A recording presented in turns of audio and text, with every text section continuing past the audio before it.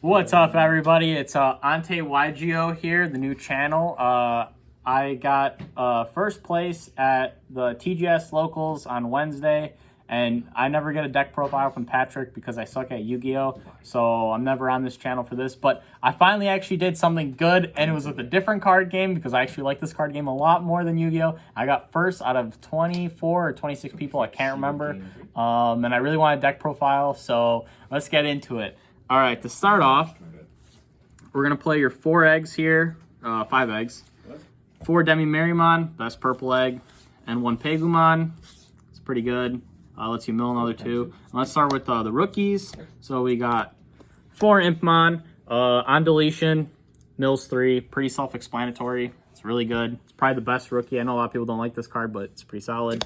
And we got 3 BT6 Impmon. This lets you search and recycle a Beelstarmon or 3 Musketeer, usually Beelstarmon. Again, you have to play this card. Some people play 3. I can kind of see that.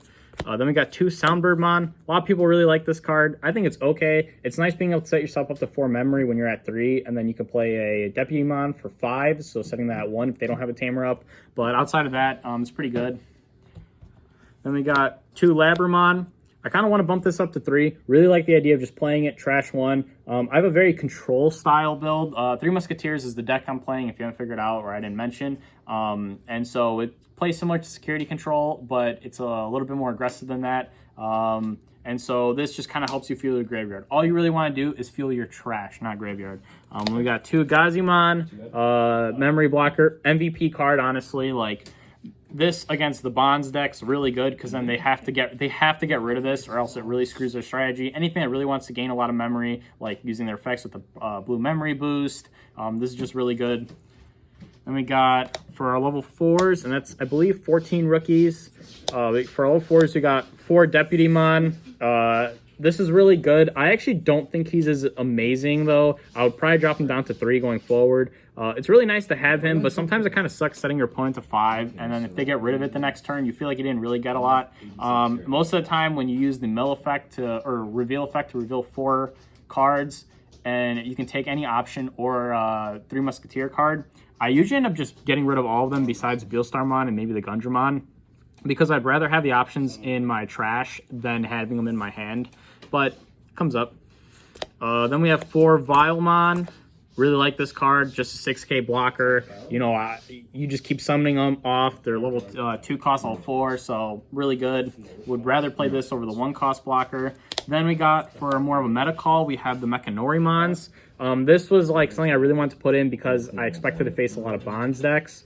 And you just hard play this, and a lot of times, like if I had a feeling I was playing bonds, or like I saw someone like playing bonds, and I knew game 2 if I was playing bonds, I just hard play this, and a lot of times that rookie rush, that early aggression they have, just gets straight up stopped by this. Round 2, my opponent had like a couple Sistermons out, and I literally just stopped all their Sistermons from Jessamon, so it came up against Jessamon. Really good card. Really love this thing. 2 is fine. I never negate this. Then we have 1 Ogremon. A lot of people are starting to pick this card up. Fantastic, honestly, like secondary MVP, obviously. It's weird because a lot of people think it's like, oh, you just play and trash 1, but this is like a great 1-for-1, and I kind of, again, built the deck so it's very, very control-oriented. I want to just put my opponent where they want to give me a crap ton of memory because their best option is to just hard play something, and at this point, this is early game. Like, if I open it, 1-for-1. You know, they have 1 rookie. They like have 1 rookie in raising. They play 1 rookie and they pass their turn. You just play the Ogremon, pass it right back. You get a card in your option. You trash 1 to put it. You trash an option to put it in your trash. And then on top of that, you get to pop something, and now you have some board presence. Really good. You can summon it back off his work, get the effect swing. This combos really well. Love this card. Possibly putting it up to 2. Then we have the 1 Genkakumon promote. Some people think you should have 2 because you kind of want to always have 1 live. It didn't really come up as much. I feel also because I didn't face any security control. I feel like versus security control, this card is a lot better. But when you're playing against another very aggressive deck, rarely do you really get its rush effect off of Nailbone, because at that point you should be in a winning position, or like the game's going on long enough. This is a very good end game card, but doesn't really do a lot early game, which is why I'm only playing 1. Next we have for the 5s, we have 2 Rebellymons. Fantastic card as well. A lot of people sleeping on this thing. It's great because a lot of times if I swing with level 4, like I've swung with my blocker, swung with this, and sometimes I'll just straight up play this over there, even if it's already suspended. And yeah, it's no longer a blocker because the thing's suspended. But being able to then go into Gundramon the turn afterwards, or being able to know that, okay, well, this thing is still just evolving to get more cards out of my hand, trashing, just really good. Very, again, defensive card if you want to say, okay, well, I have my Vitalmon out, and now I want to just build to a 5 because it's the best move here. A lot of times this is great. Fantastic card. Puts a lot of pressure on your opponent, and I really like it. Then for our Megas, we got 3 Gundramon. Pretty self-explanatory. This dude can warp over Deputymon, or you can play it over the Rebellymon. Of course, when it Digivolves, you get to reveal the top 5, and then you can play an option that you reveal, or if you don't reveal any options, you can pop a play cost of 4 or less.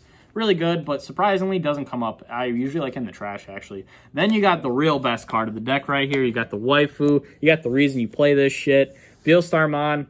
Card's great, fantastic. You rarely play it if it's like for the 10 cost. Usually you start, by the time you're like on turn 3 or 4, you should normally have this to start costing you like 7. I like thinking that when I pull it to 7, it becomes free. That's how I think about it. Because yes, it's still 7 cost, but because you're playing the options that are in your trash, and you kind of toolbox through those things, this is like saying, okay, I'm playing an option for free, and then on top of that, I get a Digimon. So that's kind of the logic I like to use. I start really playing it when I hit at least 5 options in the grave to kind of make it free. All right, then we got our level 7s. We got the 1 Zwart, really good. I look at 7s as more like win more. I think you can be able to beat the game or beat your opponent with just the rest of the deck and like your options. But a lot of times, you know, having that 7, being able to force your opponent, like I said earlier, when they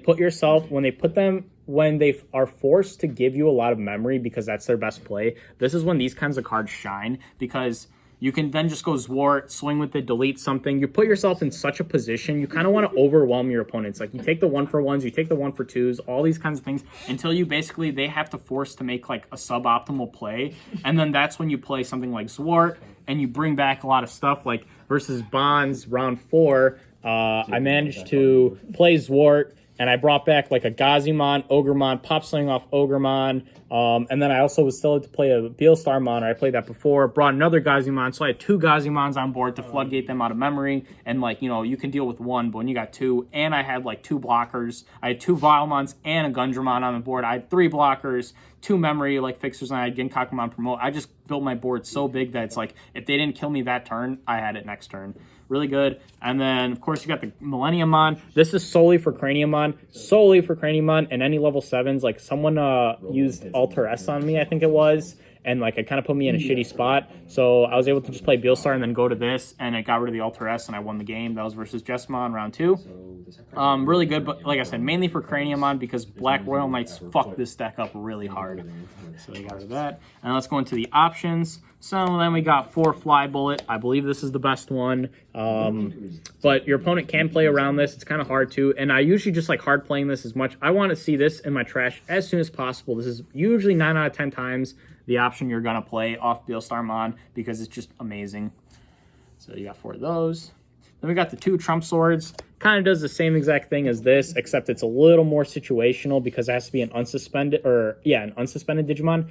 And so I found my opponent a lot of times, like my opponent round 2 especially knew how to play around this well, where they swung and then they went to a level 7. So now Fly Bullet was dead and this was dead. So this I don't like as much because they can play around it, but it basically acts as copies. Fly Bullet copies 5 and 6. That's kind of how I like to think about it. And of course, it's got the security effect. Next, we got the Board Wipe. This is really good, but it's not amazing. It comes up like versus those like Rookie Rush or like when your opponent starts building wide. This card's fantastic, but a lot of times I found myself like not wanting to do that because it would cost me myself. Like this conflicts directly with, let's say, Mechanorimon, because Mechanorimon basically kind of does the same thing because it blocks a lot of stuff, whereas this would cost me my own Mechanorimon to play. So going forward, I would probably drop this down to 2 and then I'd add a few other things instead. But right now 3 was good. It didn't come up as much. Playtesting was very good, but in actual practice after playing last week and this week, it wasn't as great. And it doesn't have a security effect that's like actually effective. It just adds to the hand, so it's not that great for that. And then finally we got the 2 Nailbone. really good, but the same reason, it's more of like the same reason behind Ginkakumon Promote. It's more of an endgame card, or it's more like when I know that I want to force my opponent to have one last turn before I kill them next turn. This is kind of like the finisher, as opposed to the other ones, which just like to gain me presence and control. This is kind of like, I mean, I looped this twice one time. I activated Beelstar, I still had memory. I played another Beelstar, and that's when I had the double Gazimon, double blocker. So it's really good, but again, it's more of like the finisher type of card. And then finally, we got 2 Matt. Pretty good. A lot of times I actually found myself not playing it right out the bat. I like trashed it because I just didn't really need the card. It's good because obviously it fixes your memory to 3, so it gives you more of a controlled kind of game because you know what you're going to be at. And because of that, it's nice because it almost like pseudo chokes your opponent, I like to think. So you set yourself to 3 because of it, and then if you just have to play Beelstar or a hard option at 7, you set them to 4. And a lot of times now their move is like they can do 1 or 2 things for that turn. If it's just hard playing like a rookie versus the Bonds deck or something like that, and then they pass you over. And so it's really like almost allows you to choke a little bit more in a deck that doesn't really choke.